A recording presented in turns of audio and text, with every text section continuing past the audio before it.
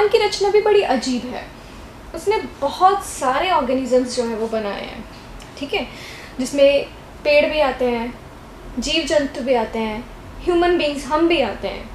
लेकिन कुछ ऐसा भी है जो भगवान ने बनाया तो है, लेकिन हम जो है उसे देख नहीं पाते। तो वो क्या है उसे आज हम जानेंगे, इस मिस्ट्री को आज हम सॉल्व करेंगे। तो आप मेरे पीछे स्क्रीन पे देख रहे हो कुछ चीज़ें हैं जो ख़राब हो चुकी हैं। जैसे ये ब्रेड है, ब्रेड ये अपने अपने घर पे भी ऐसा कुछ देखा होगा। ये चीज़ है एंड ये टमाटो है। आपने ये सारी चीज़ें अपने घर में भी देखी हैं। तो आज जो हम करने जा रहे हैं वो इन्हीं से रिलेटेड है। So students, on the behalf of TV School channel, I, Pooja Kapoor, welcome you. And today we are going to discuss chapter 2 of class 8 science, and the name of my chapter is microorganisms, friends and foe. Now microorganisms, आज हम पढ़ने जाएंगे microorganisms के बारे में। Microorganisms वो creatures हैं भगवान के बनाए हुए कह सकते हो, या हम ये वो क्रिएचर्स हैं जिन्हें हम देख तो नहीं सकते, but yes they are present everywhere, they are present anywhere. Like मैं बात कर रही हूँ, मैं खुद एक ह्यूमन बीइंग हूँ, तो मेरी स्किन के ऊपर भी बहुत सारे माइक्रो ऑर्गेनिजम्स हैं, स्क्रीन के ऊपर भी बहुत सारे माइक्रो ऑर्गेनिजम्स हैं। क्या वो मुझे दिख रहे हैं? नहीं दिख रहे। हाँ, ये पिक्चर ज़रूर मैंने लगाई एक रिप्रेजेंटेशन के लिए, बट वैसे अगर मैं बात करूँ तो इस इतने से पोर्शन में मिलियंस और ट्रिलियंस ऑफ माइक्रो ऑर्गेनिजम्स होंगे, लेकिन वो मुझे विजिबल नहीं है। Okay, so we are going to solve this mystery to understand the concept of micro organisms. So let's start it. Yes, microorganisms. First of all, I'll give you a brief introduction about it. What are microorganisms? Micro का मतलब ही क्या होता है? Tiny, सबसे छोटा। Okay, so a microorganism और microbe, हम इसे microbe भी बोलते हैं। microorganisms को हम microbe short में बोलते हैं, या हम इनको, ये क्या है, is a microscopic organism। अब microscopic organisms क्या होते हैं? Which may exist in its single cell form or in a colony of cells. Yes. अब आप मेरे पीछे एक स्क्रीन में देख रहे हो, ये जो है ये माइक्रो ऑर्गेनिजम्स है। ओके, और ये क्या है? ये माइक्रोस्कोप है। So these organisms can't be seen with naked eye. Naked I means direct हम आँखों से इन्हें नहीं देख सकते। मैंने आपको पहले ही बोला कि इतने से पोर्शन में millions and trillions of microbes हैं, लेकिन वो हमें तो नहीं दिख रहे। As I can not see them with a naked eye. तो हम इन्हें कैसे देखेंगे? जब हम इन्हें देख ही नहीं सकते तो हमें कैसे पता माइक्रो ऑर्गेनिजम्स क्या होते हैं? सो इसको सॉल्व करने के लिए हमारे पास एक इंस्ट्रूमेंट है, that is microscope. So we can not see them without the help of a microscope. तो ये माइक्रोस्कोप है, इसकी हेल्प से ही हम इन माइक्रोब्स को देखते हैं। तो कैसे देखते हैं मैं आपको थोड़ा सा ब्रीफली समझा देती हूँ। यस, तो यहाँ पे एक लेंस होता है। ये इंस्ट्रूमेंट आप लोगों ने अपने स्कूल में भी देखा होगा, स्कूल लैब में भी। यहाँ पे एक लेंस होता है और यहाँ पे 3 लेंसेज होते हैं डिफरेंट मैग्नीफिकेशन के लिए। और यहाँ पे हम स्लाइड रख के जो भी हमारा सैंपल होता है उसको रखते हैं, फिर यहाँ एक लेंस लेके उसके साथ उसको फोकस करते हैं और यहाँ से हम उसको देखते हैं। और यहाँ पे एक लाइट होती है ताकि सोर्स ऑफ लाइट आ सके, सो दैट हम अपने ऑर्गेनिज्म को, अपने सैंपल को प्रॉपरली देख सकें। So with this help of microscope, we are able to see microorganisms. एक डॉट जो हम पेन की लगाते हैं, उस डॉट में भी बहुत सारे माइक्रो ऑर्गेनिज्म जो है उतनी स्पेस में होते हैं। तो आप इमेजिन कर लीजिए कि माइक्रो ऑर्गेनिजम्स कितने छोटे होंगे, इसीलिए वो हमें दिखते नहीं है। ठीक है, तो इसी तरह से ये एक एग्जाम्पल दी हुई है। ये माइक्रो ऑर्गेनिज्म है और ये या तो सिंगल होंगे या फिर एक दूसरे के साथ अटैच होके कॉलोनीज की फॉर्म में होंगे। Okay, so now microorganisms are classified into 4 categories. आगे फर्दर ये 4 कैटेगरीज में डिवाइड हैं। वो कौन कौन सी हैं, वो मेजर ग्रुप कौन कौन से हैं? First is bacteria, then fungi, protozoa and some algae. Sorry, it's fungi, not fungi, it's fungi. Bacteria, fungi, protozoa and some algae. तो इस तरह से शेप्स होती हैं माइक्रो ऑर्गेनिजम्स की, जिन्हें हम अपनी आंखों से नहीं देख सकते। ये सारी की सारी जो पिक्चर्स हैं ये माइक्रोस्कोपिक व्यू से ली गई हैं, माइक्रोस्कोपिक से लेके एक स्क्रीन पर रखी जाती हैं और वहाँ से ये पिक्चर्स ली जाती हैं ताकि हमें क्लियर हो सके माइक्रो ऑर्गेनिजम्स कैसे होते हैं। यहाँ पे आपको ये देखिए स्क्रीन पे कितने बड़े दिख रहे हैं, बट एक्चुअल में बहुत ही छोटे होते हैं। ओके, सो ये पिक्चर आप लोगों ने, बहुत लोगों ने देखी होगी। या ऐसा कोई सीन, तालाब में जो ग्रीन ग्रीन सी काई जमी होती है उसको हम बोलते हैं एल्गी। ये एल्गी है। ओके, पत्थरों के ऊपर भी वो हरी हरी सी जो लग जाती है उसको भी हम बोलते हैं एल्गी। देन ये अमीबा है, पैरामीशियम है एंड प्रोटोजोआ है। तो ये डिफरेंट काइंड के जो है हमारे पास माइक्रो ऑर्गेनिजम्स हैं। नाउ इसके बाद एक और कैटेगरी आती है जिनको हम बोलते हैं वायरसेस। एक नाम आप लोगों ने बहुत सुना है, कोरोना वायरस। तो कोरोना वायरस वायरसेस की फैमिली में से ही है। Okay, so viruses are also microscopic. ये भी माइक्रोस्कोपिक है, इन्हें हम नहीं देख सकते। They however reproduce only inside the cells of the host organism, which may be a bacterium, plant or animal. Yes, इस तरह से इसका स्ट्रक्चर होता है वायरस का। ओके, ये इसका डीएनए है, क्योंकि ये जिस बॉडी में लेता है उसका डीएनए इसको यूज़ करता है। ये ऐसा स्ट्रक्चर है वायरस का। अब यहाँ पे वायरस की सबसे इम्पॉर्टेंट लाइन है, इसको आप अंडरलाइन कर लीजिए, that they reproduce only inside the cells of the host organism, which may be a bacteria, plant or animal. Yes, viruses की एक स्पेशल क्वालिटी है। आपको क्वेश्चन भी आ सकता है, आर वायरसेस लिविंग और नॉन लिविंग, कि वायरसेस जैविक होते हैं या अजैविक होते हैं। तो वायरसेस जो हैं दोनों कैरेक्टर्स रखते हैं, they are living as well as non living. अब ये कैसे है ये समझते हैं। वायरसेस जब तो बाहर हैं, मतलब जब तक इनके पास कोई होस्ट नहीं है, होस्ट मतलब कोई ऐसी बॉडी नहीं है जिसके अंदर जाके ये ग्रो कर सके, तब तक ये क्या है, नॉन लिविंग है, ये इफेक्ट नहीं करते। बट जैसे ही ये किसी की बॉडी में एंटर कर जाते हैं तो ये धीरे धीरे रिप्रोड्यूस करते हैं, मल्टीप्लाई करते हैं और फिर ये अंदर जाके एक्टिव और लिविंग हो जाते हैं। इसीलिए वायरसेस जो हैं वो बहुत ज़्यादा इफ़ेक्ट करते हैं। मैंने आपको सिंपल सी एक एग्जांपल दी कोरोना की वायरस की।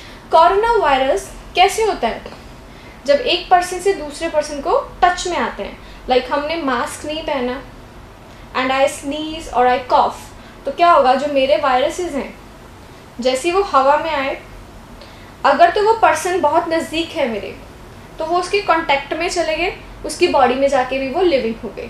लेकिन अगर वो पर्सन मुझसे थोड़ा दूर है तो क्या होगा, वो वायरस नॉन लिविंग इनएक्टिव हो जाएगा और वो इफेक्ट नहीं करेगा।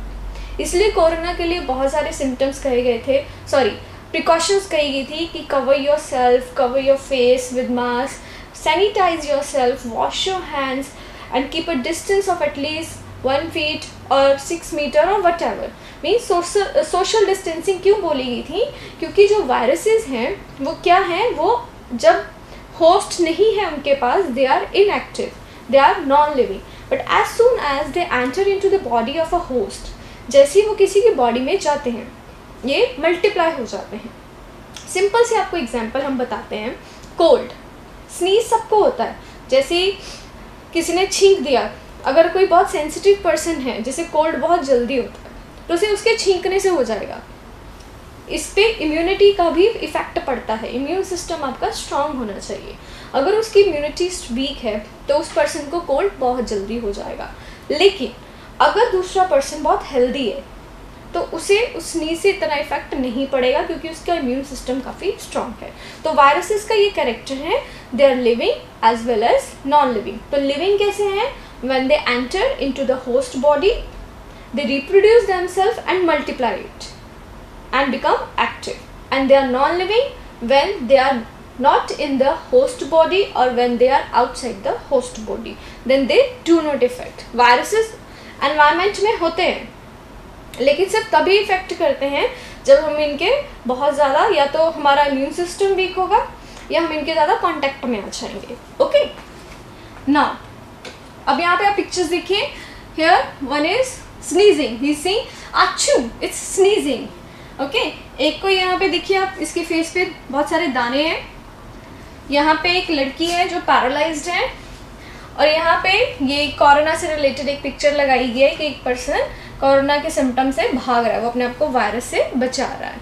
तो क्यों बचाया जाता है वायरसेस से, क्यों बचाया जाता है इन बीमारियों से, क्या रीज़न है? माइक्रोब्स हमें क्यों जो है तंग करते हैं? हमारा चैप्टर का नाम क्या था? माइक्रो ऑर्गेनिजम्स, फ्रेंड्स एंड फो। तो फ्रेंड्स क्या है? दोस्त, एंड फो क्या है? दुश्मन। तो हम पहले फो पार्ट पढ़ रहे हैं, मतलब हम एनिमी पार्ट पढ़ रहे हैं कि माइक्रो ऑर्गेनिजम्स हमारे एनिमी, हमारे दुश्मन कैसे हैं।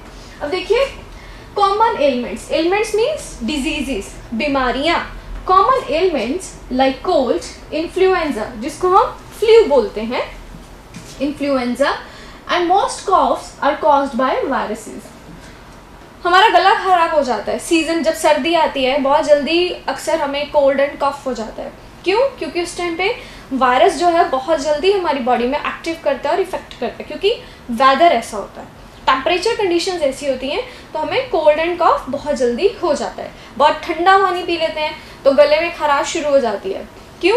क्योंकि क्या होता है कि वायरस जो है वो यहाँ पे जो हमारा पार्ट है लेरिंक्स एंड फेरिंक्स, इसके ऊपर जाके इफेक्ट करना शुरू कर देता है। Okay, and serious diseases like polio and chicken pox are also caused by viruses. Yes, viruses सिर्फ कोल्ड कफ ही नहीं होता, बहुत सारी सीरियस बीमारियां भी होती हैं, जैसे कि पोलियो एंड चिकन पॉक्स, जिसमें बोलते हैं कि माता निकल आती है, chicken pox and small pox. अब वायरस एक ऐसी प्रॉब्लम है, एक ऐसा माइक्रोब है जिसके लिए प्रॉपर मेडिसिन भी नहीं बनी है, जिसका ट्रीटमेंट प्रॉपर नहीं है। कुछ एंटीबायोटिक्स डॉक्टर्स हमें देते हैं जिससे हम खा के थोड़ी देर के लिए रिलीफ हो जाता है। अब आप देखो, पोलियो के लिए हमारी गवर्नमेंट ने, इंडियन गवर्नमेंट ने वैक्सीनेशन स्टार्ट किया, सो दैट घर घर जाके 5 इयर्स तक, बिलो 5 इयर्स, बिलो 7 इयर्स तक के बच्चों को ड्रॉप्स पिलाई जाती हैं, साल में 2 या 3 बार पिलाई जाती हैं। क्यों पिलाई जाती हैं?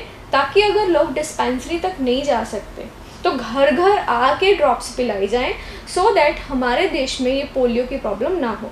एंड इंडिया ने, डू यू नो, इंडिया ने इस प्रॉब्लम को कर्ब कर लिया है, मतलब कंट्रोल कर लिया है।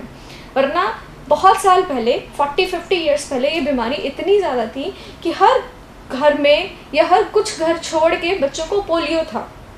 Okay, and small pox and chicken pox, ये भी वायरस से होता है। एंड इसीलिए बोला जाता है कि जब घर में किसी को स्मॉल पॉक्स या चिकन पॉक्स हुई है तो उस घर में कोई ना जाए। इसका मेन मिथिकल रीज़न नहीं मैं बता रही हूँ, मैं आपको साइंटिफिक लॉजिक बता रही हूँ क्यों मना किया जाता है। सपोज़ मेरे पड़ोस वाले घर में किसी को स्मॉल पॉक्स या चिकन पॉक्स हुआ और मैं उनके घर में चली गई, तो ये क्या है? वायरस। तो मैं उस बच्चे के कांटेक्ट में आई, अगर तो मेरे अंदर उस चीज़ की इम्यूनिटी होगी, उस चीज़ का ऑलरेडी वैक्सीनेशन होगा, तो मुझे कुछ नहीं होगा, then I am controlled. But अगर मुझे इम्यूनिटी नहीं है तो क्या होगा? जैसे ही मैं उसके कांटेक्ट में आऊँगी वो मुझे भी हो जाएगी। एंड सबकी बॉडी में अलग अलग सिम्टम्स हैं। किसी को ये small pox, chicken pox outside the body रहती है, किसी को अंदर के पार्ट्स में हो जाती है। इसीलिए इन चीज़ों के लिए बहुत ज़्यादा प्रिकॉशंस रखी जाती हैं। बहुत सारे इसके पीछे मिथ्स भी हैं कि ये नहीं करो, वो नहीं करो, ऐसे नहीं नहाओ, वैसे नहीं नहाओ, या 10 दिन नहाओ नहीं। मेन रीज़न यही है क्योंकि वायरस है ये, तो जैसे जैसे हम स्किन के ऊपर इचिंग करते हैं या टच करते हैं तो ये फैल जाता है। दैट्स वाई इसके लिए स्मॉल पॉक्स और चिकन पॉक्स के लिए मना किया जाता है कि आप कॉन्टेक्ट में ना आए। ओके, सो ये मेन रीज़न है। यस, इसके बाद है हमारे पास diseases like dysentery and malaria. तो ये आप पिक्चर देख रहे हैं, एक बच्चा है जो अपना पेट पकड़ के बैठा है क्योंकि उसके पेट में बहुत ज़्यादा दर्द हो रहा है, उसको लूज स्टूल्स की प्रॉब्लम है। लूज स्टूल्स मतलब उसको बार बार जो है वो फ्लश आउट करने के लिए जाना पड़ता है, फीकल मैटर जो है वो एक्सपेल करना पड़ रहा है। क्यों? क्योंकि उसके पेट में प्रॉब्लम हो गई है। तो वो किसकी वजह से है? वो डिजेंट्री की वजह से है। देन सेकेंड आप देख रहे हो, ये एक मॉस्किटो है जो किसी की स्किन के ऊपर बाइट कर रहा है, ये मच्छर बाइट कर रहा है। तो मच्छर जो है वो एक वेक्टर है जो बहुत ज़्यादा बीमारियों को फैलाता है। तो इंडिया में मच्छर से जो रिलेटेड 2 बीमारियां बहुत ज़्यादा हैं, मलेरिया एंड डेंगू। इन दोनों के लिए बहुत ज़्यादा प्रिवेंशन रखनी पड़ती है। तभी बोला जाता है कि स्टेगनेंट वाटर मत रखिए, मतलब पानी खड़ा मत रखिए, अपने आप को कवर करके रखिए। कोशिश करिए कि कोई ऐसी चीज़ें ना हो जो बहुत ज़्यादा वेट हो, जिससे जो मच्छर है वो अपने आप को रिप्रोड्यूस करें। ओके, क्योंकि ये क्या फैला रहे हैं, मलेरिया, और मलेरिया भी क्या है, ये डेथ कॉजिंग डिजीज़ है, मतलब जानलेवा है। So dysentery and malaria they are by protozoa. तो ये जो बीमारियां थी ये सारी किसकी वजह से थी, ये वायरस की वजह से थी। ओके, और ये जो बीमारियां हैं ये किसकी वजह से हैं, ये प्रोटोजोआस की वजह से हैं। And whereas typhoid and tuberculosis are bacterial diseases. तो टाइफाइड क्या है, एक ऐसी बीमारी है, वैसे तो ये वाटर बॉर्न डिजीज़ है, typhoid is a water borne disease, but ये बैक्टीरिया से कैसा होता है, जैसे जब वाटर, अब कोई गंदा पानी पी ले, गंदा पानी दिखने में तो आपको वो साफ़ लग रहा है, लेकिन हो सकता है वो काफ़ी देर का पड़ा हो, या ढक के ना रखा गया हो, या वो बर्तन साफ़ ना हो, तो वो बैक्टीरिया उसमें ग्रो कर जाएंगे। तो जैसे ही आप वो पानी पियोगे उससे क्या होगा, आपको टाइफाइड की प्रॉब्लम हो सकती है। अब टाइफाइड के सिम्टम्स क्या हैं, बुखार, बार बार बुखार आएगा, हो सकता है सुबह उठें, सुबह उठते बुखार लगता है, बुखार ऐसा रहता है थोड़ी देर रहेगा, थोड़ी देर नहीं रहेगा, फिर कईयों को बदन में दर्द रहेगा, कईयों को खांसी जुकाम भी हो जाएगा। तो टाइफाइड में बुखार आता है, तो इसके लिए भी क्या होता है, टाइफाइड बार बार ना हो तो वैक्सीनेशन करानी ज़रूरी है। ओके, उसके बाद है ट्यूबरक्लोसिस। ट्यूबरक्लोसिस मतलब टीबी की बीमारी। अब टीबी की बीमारी में क्या है, बंदे को जो है वो बार बार खांसी आती है ज़ोर ज़ोर से, और खांसी में धीरे धीरे खून भी आना शुरू हो जाता है। तो इसके लिए एक टेस्ट होता है, मॉन्टक्स टेस्ट बोला जाता है, वो करवाना पड़ता है, और उसके बाद ट्रीटमेंट भी है, बट आपको बहुत ज़्यादा कॉशियस होना पड़ता है। तो आप देख सकते हो एक ना दिखने वाला माइक्रोब कितनी भयंकर बीमारियां कर सकता है। ओके, सबसे बड़ी एग्जाम्पल तो दुनिया में कोरोना वायरस की है, ना दिखने वाला, ना ट्रीट होने वाला वायरस, जो कितने टाइम से ही लोगों को जो है वो परेशान कर रहा है, और कितनी सारी डेथ्स उसकी वजह से हो चुकी हैं। Now where do micro organisms live. अब क्वेश्चन ये है कि माइक्रो ऑर्गेनिजम्स रहते कहाँ हैं। मैंने जैसे आपको बताया कि इतनी सी जगह में millions and trillions of micro organisms हैं, तो ये कहाँ रहते हैं, ये हर जगह रहते हैं। आप पहाड़ों में जाओ वहाँ है, नदियों में जाओ वहाँ है, बीच पे चले जाओ वहाँ पे है, रेगिस्तान में चले जाओ वहाँ पे है, बिल्कुल साफ़ सुथरी जगह पे चले जाओ वहाँ पे है, गंदी से गंदी जगह पे चले जाओ वहाँ पे है। तो इसका मतलब ये हर जगह है, ठीक है, ये हर जगह है। हाँ, ये है कि कोई कहाँ, कोई कौन सा है, कोई कहाँ पे है, क्योंकि मैंने आपको बताया कि ये 4 ग्रुप्स में डिवाइड है, तो डिफरेंट टाइप्स के डिफरेंट जगह पे अवेलेबल है, but they are present everywhere. Okay, so micro organisms may be single cells, ये सिंगल सेल हो सकते हैं या कॉलोनीज में भी होते हैं, like bacteria, some algae, protozoa, या फिर ये मल्टी सेलुलर मतलब सिंगल सेल क्या है कि एक ही सेल ने सारे फंक्शन करने हैं, एंड मल्टी सेलुलर मतलब एक सेल के साथ और बहुत सारे सेल्स हैं जो मिलके काम करते हैं, लाइक ह्यूमन बींग्स हैं। ह्यूमन बींग्स मल्टी सेलुलर हैं, हम दिखने में एक बॉडी है, हो सकता है आपको लगे कि एक तो बॉडी है तो हम सिंगल सेल हुए, no, we are multi cellular organisms. क्यों, आँखों के सेल्स और हैं, कान के सेल्स और हैं, ऑर्गेन्स की अगर हम बात करें तो लीवर है, लीवर के सेल्स और हैं, हार्ट के सेल्स और हैं, तो ये डिफरेंट सेल्स हैं, क्या है, मल्टीपल सेल्स हैं। तो मल्टीपल सेल्स हैं तो हम क्या हुए, मल्टी सेलुलर ऑर्गेनिजम्स। तो इसी तरह से मल्टी सेलुलर माइक्रोब्स भी हैं जिसमें एल्गी एंड फंगी आते हैं। They can survive under all types of environment. Yes, all types of environment मतलब मैक्सिमम हीट वाला टेम्परेचर भी है, उस पर भी सर्वाइव करेंगे। मिनिमम कोल्ड टेम्परेचर है, बहुत ज़्यादा ठंड है जहाँ पे माइनस में टेम्परेचर जाता है, ये वहाँ पे भी होते हैं। हम वाटर बॉयल करते हैं, वाटर बॉयल करके वाटर की बॉइलिंग टेम्परेचर क्या है, 100 डिग्री सेल्सियस, फिर भी कुछ माइक्रो ऑर्गेनिज्म सर्वाइव कर जाते हैं। हाँ, उसमें से डेडली माइक्रो ऑर्गेनिजम्स किल हो जाते हैं तो वो हमें इफेक्ट नहीं करते, लेकिन माइक्रो ऑर्गेनिज्म फिर भी कुछ रह जाते हैं। Okay, so they can survive under any environment. ranging from ice cold climate to hot springs and deserts to marshy lands. Yes, तो देखिए कहाँ अगर क्वेश्चन आ जाता है where do microorganisms live, तो आप यहाँ से स्टार्ट करेंगे. Microorganisms can survive under all types of environment ranging from ice cold climate to hot springs. ice cold climate मतलब माइनस में टेम्परेचर है, वहाँ से लेके हॉट स्प्रिंग्स जहाँ बहुत गर्म पानी के झरने हैं, ओके, वहाँ भी ये हैं.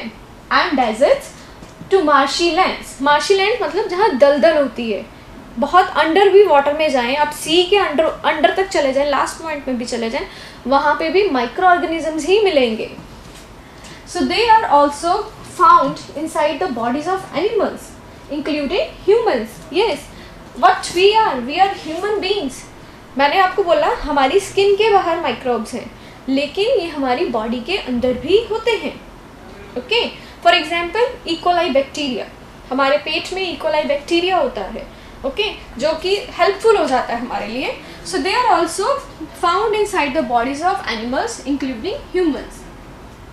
सम microbes grow on other organisms while others exist freely. Yes, कुछ माइक्रो ऑर्गेनिज्म दूसरे माइक्रो ऑर्गेनिजम्स के साथ मिलके रहते हैं और कुछ जो है वो अकेले ही रहते हैं. Micro organisms like amoeba can live alone while fungi and bacteria may live in colonies. Yes, amoeba जो है वो अकेले रहता है, अकेले में से अपने ही उसके सराउंडिंग में जहाँ जहाँ अमीबा है, लेकिन फंगी एंड बैक्टीरिया ये कॉलोनीज में रहते हैं और कई बार ये एक दूसरे के साथ मिलके रहते हैं, जिसे हम सिम्बायोटिक रिलेशनशिप भी बोलते हैं, जो आपको हर क्लासेस में आएगा. तो अब क्वेश्चन आपका ये यहाँ पे आंसर आ गया कि where do micro organisms live. They can live anywhere.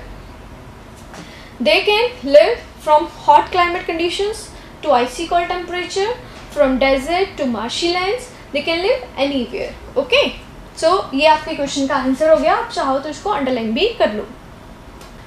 अब नेक्स्ट पॉइंट है micro organisms and us.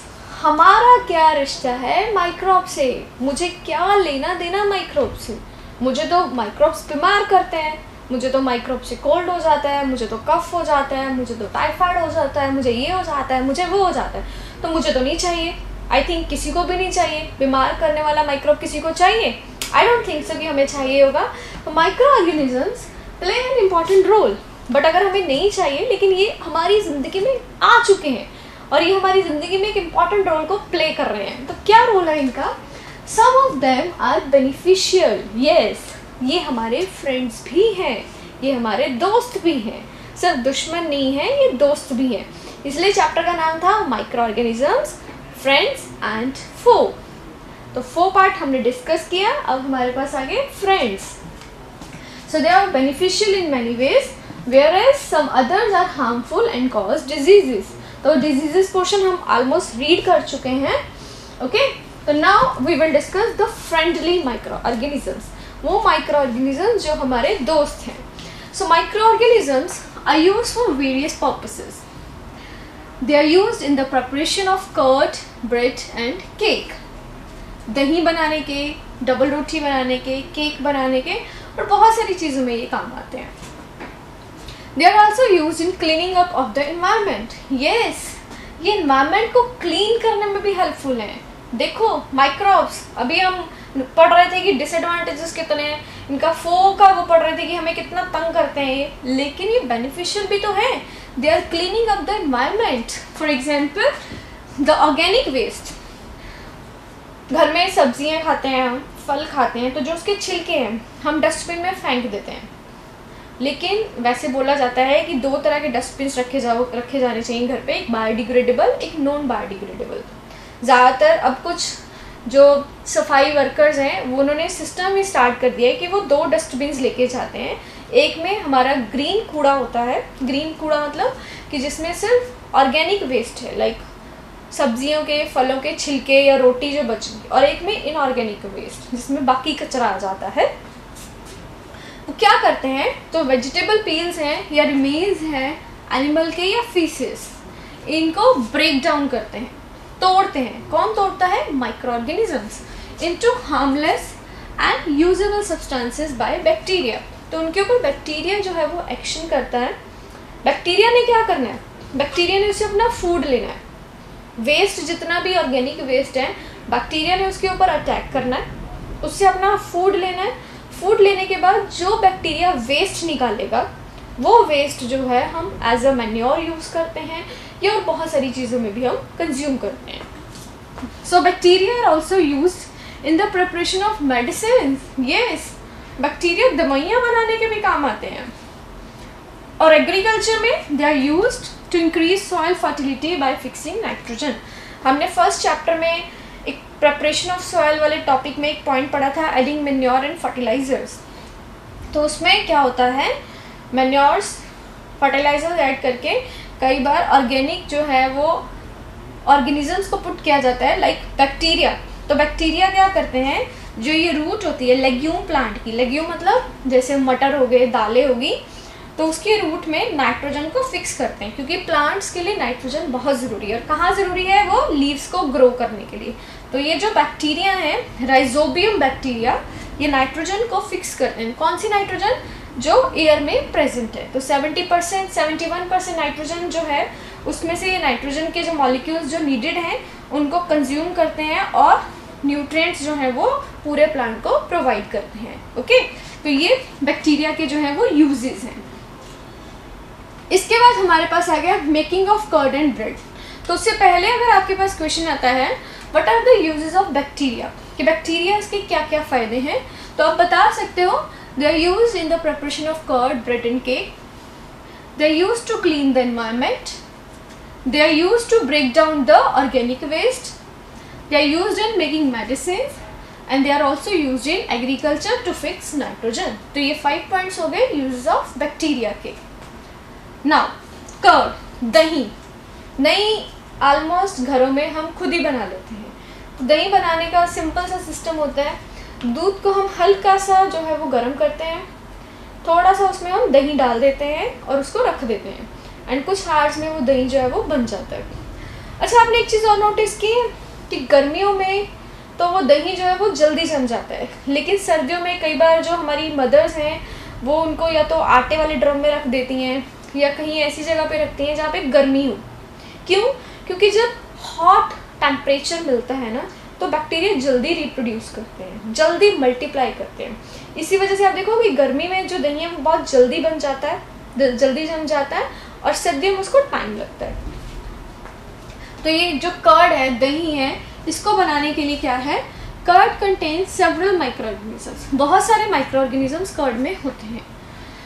Of these the bacterium lactobacillus, okay, lactobacillus जो है वो दही बनाने में हेल्पफुल है। Promotes the formation of curd. अब इससे जुड़ी एक चीज़ और बताती हूँ, कुछ लोगों को ना लैक्टोज एलर्जी होती है। लैक्टोज एलर्जी मीन्स वो दूध, दही वाली चीज़ें कंज्यूम नहीं कर सकते, मतलब जिसमें लैक्टोबैसिलम्स या लैक्टोज का एंजाइम डाला हो वो चीज़ें वो कंज्यूम नहीं कर सकते। तो लैक्टोबैसिलस, मिल्क कर्ड से याद रखिए लैक्टोबैसिलस। ओके, तो lactobacillus promotes the formation of curd. It multiplies in milk and converts it into curd. जैसे मैंने आपको बताया कि हम दूध को थोड़ा सा गर्म करके उसमें दही डालते हैं, तो वो दही जो 1 चम्मच 2 चम्मच हमने डाला है वो उस गर्म दूध में, अब जैसे ही हमने डाला, अब कर्ड है उसमें थोड़ी सी, उसमें जो बैक्टीरिया है वो उस मिल्क को कंज्यूम करेंगे। जैसे ही वो मिल्क को कंज्यूम करेंगे वो मल्टीप्लाई करना शुरू कर देंगे। So they multiply and convert it into curd. Bacteria are also involved in making cheese, pickles and many other food items. बहुत सारी चीज़ आते हैं मार्केट में, तो उनको भी हम किसकी हेल्प से बनाते हैं, बैक्टीरिया की हेल्प से। अचार आप देख रहे हो, पिकल्स, इनमें भी बैक्टीरिया बड़े हेल्पफुल हैं। और बहुत सारे और फूड आइटम्स है जो आजकल हम पैक्ड या प्रोसेस्ड फूड खाते हैं। एन इम्पॉर्टेंट इंग्रेडिएंट ऑफ रवा, रवा मीन्स सूजी, इडलीज एंड भटूराज इज कर्ड। तो आजकल तो हम बेकिंग सोडा डालने लग गए हैं। पहले क्या होता था, ज़्यादातर रवा इडली जो बनानी है या भटूरे बनाने हैं तो उसमें दही डाली जाती थी। तो दही में क्या है, वो बैक्टीरिया है जो उसके उस फ्लोर को ईट करेंगे और उसको कन्वर्ट करेंगे, उसको फूलने में हेल्प करेंगे। ओके, तो देखिए बैक्टीरिया के बहुत सारे जो है वो फ़ायदे हैं। आगे हम पढ़ते हैं यीस्ट। आप ये पिक्चर देख रहे हो, इसमें कुछ बेकरी प्रोडक्ट्स हैं, like biscuits, cookies, breads, cakes, ये सारे बेकरी प्रोडक्ट्स हैं। तो इसमें जो बहुत ज़्यादा यूज़ होने वाला माइक्रोब है वो कौन सा है, वो यीस्ट है, जो फंगी ग्रुप में से आता है। सो यीस्ट क्या करता है, ये इस तरह से यीस्ट पाउडर मिलता है मार्केट में, थोड़ा सा लाइट क्रीम कलर का होता है, ओके, यीस्ट पाउडर मिलता है। तो yeast reproduce rapidly means very fast and produces carbon dioxide during respiration. Bubbles of the gas fill the dough and increase its volume. मैं सिंपल से आपको समझा देती हूँ। मदर्स हैं या आप खुद, हम अगर आटा गूंथते हैं, ठीक है, उसमें थोड़ा सा यीस्ट डाल दें और हल्की सी चीनी डाल दें, थोड़ा सा मीठा बस, तो वो उस आटे को, जब आप डो को बना के रखोगे, डो के अंदर गूंदा हुआ आटा जो होता है, तो उसको यीस्ट क्या कर देगा, उसको फुला देगा। क्यों? क्योंकि उसमें थोड़े से बबल्स बन जाते हैं। Okay, so in increase its volume. This is the basis of the use of east in baking industry and for making breads, pastries and cakes. तो बेकरी में सबसे ज़्यादा यूज़ होने वाला जो प्रोडक्ट है वो कौन सा है, वो यीस्ट है। तो यीस्ट क्या करेगा, यीस्ट फटाफट से जो है वो बबल्स बनाएगा, रेस्पिरेशन करेगा, कार्बन डाइऑक्साइड को प्रोड्यूस करेगा। तो इस तरह से बेकरी में भी यूज़ होने वाला जो प्रोडक्ट है, जो माइक्रोब है, वो कौन सा है, यीस्ट है। देन ये तो थे बेसिक से यूजेस जो हम घर में भी कर सकते हैं। अब आगे हमारे पास commercial use, commercial means big scale पे। तो micro organisms are used for the large scale in production of alcohol, wine and acetic acid, जिसको हम विनेगर बोलते हैं, सिरका। Okay, yeast is used for commercial production of alcohol and wine. तो इसमें भी यूज होने वाला जो प्रोडक्ट है, मेनली माइक्रोब है, वो क्या है, यीस्ट है, जिसको खमीर बोला जाता है। For this purpose yeast is grown on natural sugars present in grains like barley, wheat, rice, crushed fruit juices etcetera. तो बार्ले ले लिया, व्हीट ले लिया, राइस ले लिया, जो स्पेशली बिवरेजेस इंडस्ट्रीज हैं, वो नेचुरली इन फूड के ऊपर थोड़ा सा, क्योंकि ऑलरेडी इनमें कार्बोहाइड्रेट बहुत ज़्यादा होता है, तो यीस्ट को थोड़े से अमाउंट में यीस्ट डाल देते हैं, जिससे यीस्ट अपने आप ही मल्टीप्लाई कर जाता है। ओके, तो वो नेचुरली उसको ग्रो करते हैं सो दैट वो इन सब की प्रोडक्शन जो है वो ईजिली कर सकें। सो इसी तरह से माइक्रोब्स के और भी बहुत सारे यूजेस हैं, जिनको हम अपने नेक्स्ट लेक्चर में कंटिन्यू करेंगे और समझेंगे माइक्रोब्स की दुनिया को, कि ये दुनिया बहुत ही अलग सी है ये हमारी ही दुनिया का हिस्सा, पर ना दिखने वाला हिस्सा, पर फ़ायदेमंद भी और नुकसान वाला भी। तो नेक्स्ट लेक्चर में बाकी का टॉपिक हम करेंगे।